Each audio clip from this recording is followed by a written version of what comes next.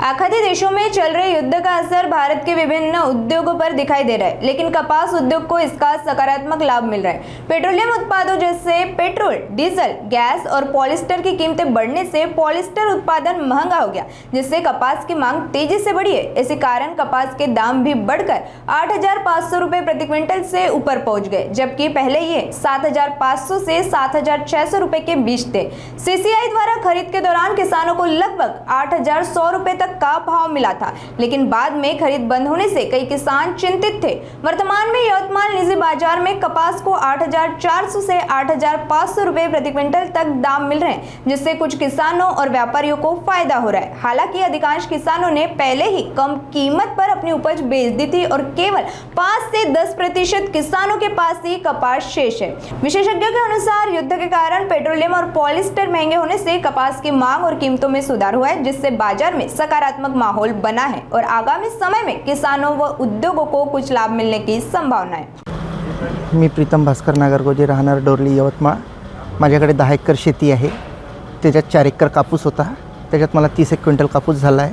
त्या कापसाला खर्च आला लाख सव्वा लाख रुपये।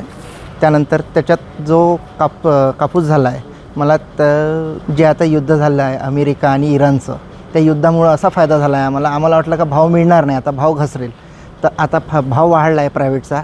सुरुवातीला सीसीआयचा भाव होता 8,000 रुपये, 7,900 रुपये, आता भाव आहे 8,500 रुपये।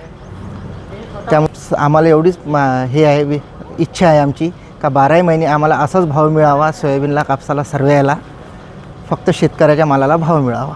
कापसाचे भाव आता सध्या वाढलेले आहे। या महिन्यामध्येच कापसाचे भाव वाढले, परंतु त्याचा जास्त शेतकऱ्यांना काही त्याचा फायदा मिळालेला नाही आहे, कारण की 90% कापसाने शेतकऱ्याने तर पूर्वीच कापूस विकून टाकला सीसीआयमध्ये। आपले स्लॉट बुकिंग आणि आपला ऑनलाईन रजिस्ट्रेशन करून त्यानंतर सीसीआयमध्ये जवळपास विकला, कारण की त्यावेळेस प्रायव्हेटमध्ये भाव नव्हते आणि सीसीआयचे भाव होते। त्यामुळे सीसीआयमध्येच जवळपास 90% लोकांनी कापूस त्याच्यात तिकडे विकून टाकला आहे। पहिले 90%पैकी 40% 50% कापूस तर सीसीआयमध्ये गेला, बाकी प्रायव्हेटमध्ये त्यावेळेसही खपला होता। आणि आता 10% लोकांपाशी कापूस शिल्लक आहे, त्यांनाच तो आता भाव वाढीचा फायदा मिळणार आहे। बाकी लोकांना तर त्याचा काही फायदा विशेष झालेला नाही आहे। नाही, कापसाची आता प्रक्रिया म्हणून काही असं नाही झालं, तर स्वाभाविकच आहे, थोडासा मागं शॉर्टेजचा झाला, त्याच्यामुळे थोडेफार भाव याने वाढले।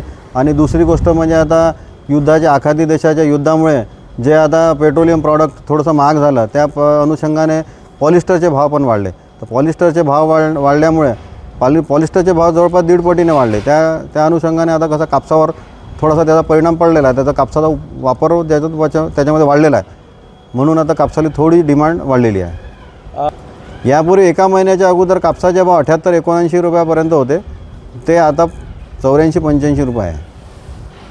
8,400 ते 8,500 रुपये। नाही, युद्धामुळे शेतकऱ्यांचा फायदा म्हणजे असं काही विशेष नाही झालेला आहे, कारण की आता शेवटी राहतं थोडासा कापसाचा भाव जेव्हा शॉर्टेज येतो तेव्हा थोडेफार भाव वाढतात आहे।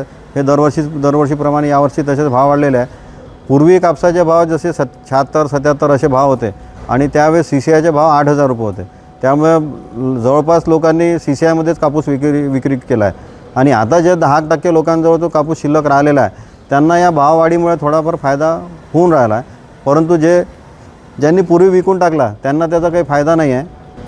आखाती देशाच्या युद्धामुळे पुष्कळ काही असा फायदा झालेला नाही, परंतु त्यामुळे ते जो इम्पोर्टेडमध्ये ते पेट्रोलियम प्रॉडक्ट जे येणार होतं, त्याच्यामुळे पॉलिस्टर थोडं महाग झालं। पॉलिस्टर महाग झाल्यामुळे थोडे कापसाचे भाव वाढलेले आहे आणि त्याचा फायदा तर थोडाफार आता शेतकऱ्यांना मिळत आहे। युद्धाच्या परिस्थितीमुळे जे पॉलिस्टरचं प्रमाण कमी झालं, त्यामुळे धाग्याच्या किमतीत वाढ झाली। धाग्याच्या किमतीतच वाढ झाली नसून ती कॉटन बेल आपण खरेदी करतो त्यामध्येही भरमसाठ वाढ झाली। आणि अशा प्रकारे जे आजपर्यंत एक्सपोर्ट बंद होतं ते आता चालू झालेलं आहे, त्यामुळे नक्कीच सूतगिरणीला याचा थोडाफार फायदा नक्की होईल।